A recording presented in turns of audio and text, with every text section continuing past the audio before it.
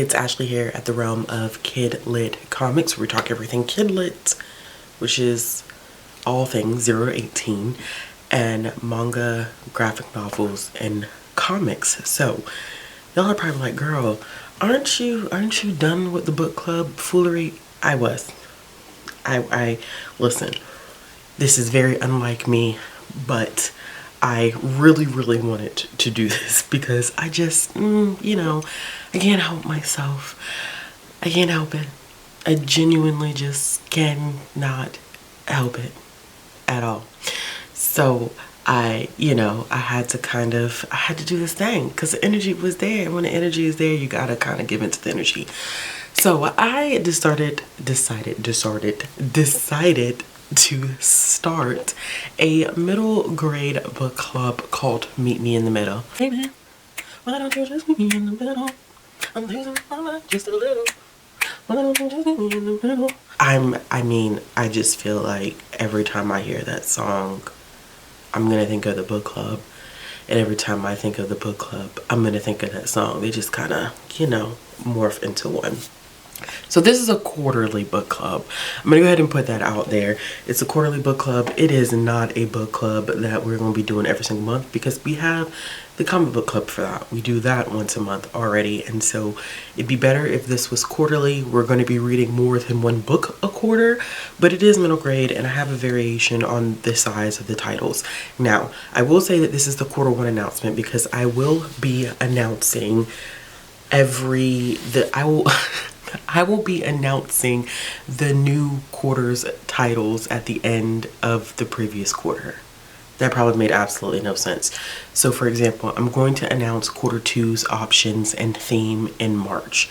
I'm not going to release them all at once. I'm just not going to do that to anybody. I figured if I kept it at quarter one, showed you the titles, gave you a brief summary of each one of them, we go about our business. But I will be releasing quarter two's titles in March. Now, all of the books for the year have already been selected. The themes have already been selected. There are only a handful of people that know that this was even a thing that was happening and know the books that were selected. So here we are, my friends. One thing that I am going to be doing differently than I have done with other book clubs, specifically the comic book club, is that I will be hosting reading sprints. So one thing that you need to remember, keep in mind, for this book club, I will be hosting reading sprints. There'll be one set of reading sprints per month. So I will be doing reading sprints in January, February, and March, and we'll be having our live show discussion at the beginning of April. Does that make sense? So technically for quarter four, we won't be discussing those books until the beginning of January 2026.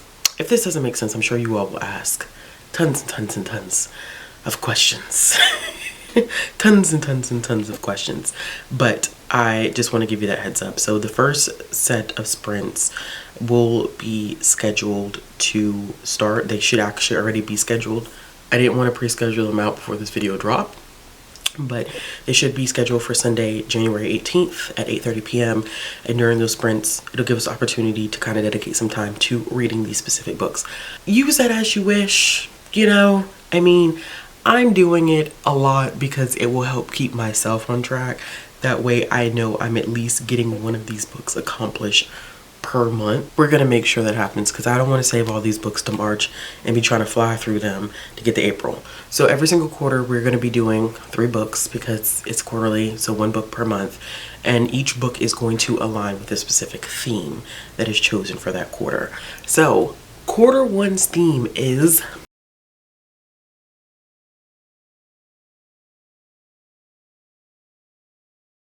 Here Be Dragons. Dragons are all of the rage and craze in the book social media world, okay? A lot of that stemmed from, I think, the release of Fourth Wing, which for me was not massive side eye for that. And for a lot of people, it was the first time that they were reading dragons on page, which I was like, super unfortunate, y'all, because there are a lot of great books out there with dragons that have existed for years, and yeah, they're just a tad bit better. And so I thought that because there's so much craze in the realm of dragons, the same thing is kind of seeing itself paralleling in the kidlit arena. We're seeing a lot of books now with dragons in middle grade and YA. A lot more because they've been there, but now they're coming out in droves. So I was like, you know what, this works perfectly. The third book and the Fourth Wing series comes out this month. Why not kind of like match the same energy and go with a dragon theme? Very intentional on my end, if you were questioning or wondering. So we have 3 books that I selected for the first quarter, all revolving around the theme of dragons, where they do have dragons on page, but 3 very different books, I must say. And one I think I chose specifically because it's a little bit on the younger side of middle grade. I would say it's really good for 7, 8, and 9-year-olds, which 7 is technically outside of the realm of middle grade, but for the sake of this, I will say that 7, 8, 9, perfect age group for this book. If you didn't know, middle grade in the publishing industry is often recognized as ages 8 through 12, which is a very, very broad range because we're talking about very, very different developmental milestones there, different levels of emotional intelligence, and you know, which comes with the ability to handle certain content. So that's a completely different discussion for a different day, but I'm going to go ahead and show you the books. So the first book that we have selected is Dragons in a Bag by Zetta Elliott. This is not my first time reading this book. This is a great opportunity for me to reread this book and continue on with the series. There are currently 4 books in this series, if I am thinking correctly. I think with potential of a 5th book possibly coming out. This follows a main character by the name of Jackson, who really doesn't want to, he has this neighbor who he's like, I don't want to help her at all. Like, I don't want to help her. And then he finds out that she is a witch, and so she gives him this task of keeping these 3 dragons until they're able to transport them into a magical world. So there is this kind of like portal fantasy element to it. If you're a huge fan of portal fantasy, this is one that I think you may enjoy. But there's 2 rules that he's supposed to follow. The dragons are not supposed to get out the bag, and you're not supposed to feed them anything sweet. And so in this summary, you kind of find out that the dragons do inevitably get out the bag because it's kind of hard to keep 3 dragons in a bag. And now they have to figure out what they're going to do so the dragons don't get stuck in Brooklyn forever. This is very, very short. This one is less than 200 pages, only 100. Wait, it may not even be 154 pages. Yeah, that's acknowledgements. It's 150 pages exactly. So this one will probably be the quicker of the 3 to read, and it has illustrations in it, which is why I keep saying, like, this is one of those titles that I think is a perfect fit for the younger end of the spectrum when we talk about middle grade. The next one that I have is is this a 2023 or 2024 release? I believe this is a 2024 release. Yes, it is. And it is Julie Kagawa stepping into some middle grade. I don't know. I can't remember if this is her first middle grade or not. I feel like it is. But it is Lightningborn. This is the first book in the Storm Dragon series. I can't remember if the sequel to this comes out this year or next year, but I have this one and I didn't get to it. I wanted to get to it last year, but now I'm kind of happy that I didn't get to it. This one is really interesting because we're following what I think is going to be, and I could flip through really quick just to double check, but I'm pretty sure that this one is going to be, or could possibly be, in dual perspective. It may not be. I thought it had potential to be in dual perspective just because of the summary, but maybe not. So it does follow 2 main characters by the name of Remy and Jim, and they live in this world that is in the clouds. It's islands that's in the clouds. So there's this magical maelstrom that's like pulling the islands down. And during this storm, Remy ends up finding a baby dragon on his doorstep that he ends up naming Storm. So then you also have Jem, who is a princess that is trying to graduate from the College of Magic so she could be a true mage. But she's finding that there were some history and things about their community that's been hidden. And the more research she does, the more she finds out that she hasn't exactly been told the truth. And so the two of them have to pair up together in order to save their community with the help of the dragon. But at the same time, there's like this pirate who's also after the dragon. It's a very unique premise. And to be honest with you, I'm very surprised that this doesn't appear to be in dual perspective. Now I'm flipping through it and I'm like, why is this not in dual perspective? Unless it's written in third person, which I think this is it. I think it's written in third person. And so we are getting kind of a dual perspective of sorts. It's just not labeled as a dual perspective. I think. I may read this and find out that I'm completely wrong. The next one I have is one that's been getting a lot of buzz. It's a very, very pretty book. This will probably be the first one that I need to read because it does need to go back to the library. So I probably will get this one done in the next couple of weeks or so. And it's called The Last Dragon on Mars, which is the first book in the Dragon Ship series. This is by Scott Reintgen. I can never say this man's last name. Very well established author, okay? He does a lot of YA sci-fi, the Nixia series.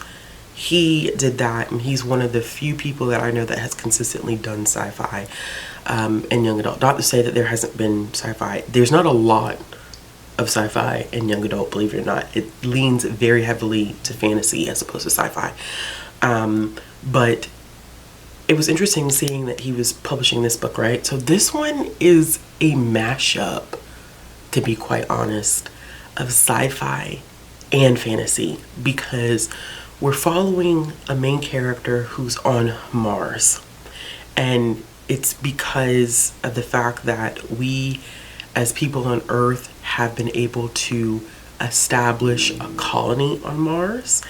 And what was fascinating is that when we started looking for other places to colonize, it wasn't that we found Martians, but it was that these other planets had already been colonized by dragons. One dragon per any type of area that we would have possibly thought we could colonize.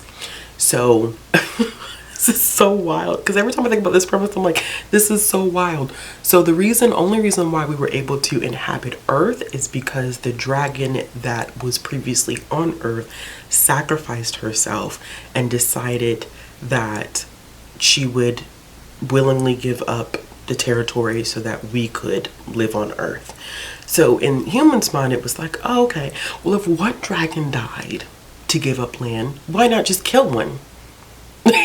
And forcibly take it. Because that's what humans do. Seriously, that's exactly what humans do. And so they go to Mars and they forcibly kind of take it from this dragon, kill a dragon. But when the dragon is dying, it whispers a curse that makes living on Mars hell, essentially. And so our protagonist in this is going on a salvage run, and then he ends up going into a restricted zone and finds some stuff that he did not expect to find. So this, to me, I think is going to be interesting. Whereas I do think Storm Dragons is going to take a little bit longer to read because the text is, let me see if I can show you. The text in this one is a lot smaller. Dragons in a Bag, you could probably finish that in a couple sittings. But this one also, I was surprised, like, it's very spaced out and it doesn't feel like it would take that long. I mean, it's close to 400 pages, but it's one of those books where you flip through it and you're like, oh, the text is kind of big and so is the spacing. So maybe this won't take me as long as I think it'll take me. But this will probably be the first one that I read because it is a library book. The other two I do own. But this one, I will say, because I've already read Dragons in the Bag and I really, really like it. But I'm very, very excited to pick this one up because this blending of sci-fi and fantasy is very intriguing to me because we don't see that often in middle grade. Not like this. So, props to him. All right, y'all, so those are the 3 selections for quarter 1. Let me know in the comments down below if you'll be joining. Like I said, I didn't create a Discord or anything for this. We are just going to be sprinting, giving us the opportunity to read the books, and then we will be meeting at the beginning of the preceding quarter selections to discuss the books. So for this first one, we'll be meeting in the beginning of April. I don't have a date slated for it just yet, but when I do, I definitely will let you all know. Be sure to share it on socials. As always, if you like this video, give it a thumbs up. If you want to see more content from me, click the subscribe button, hit the bell for notifications. If you're looking for a way to support this channel, be sure to check out all the links down in the description box below, and I'll be back with another video soon. Bye.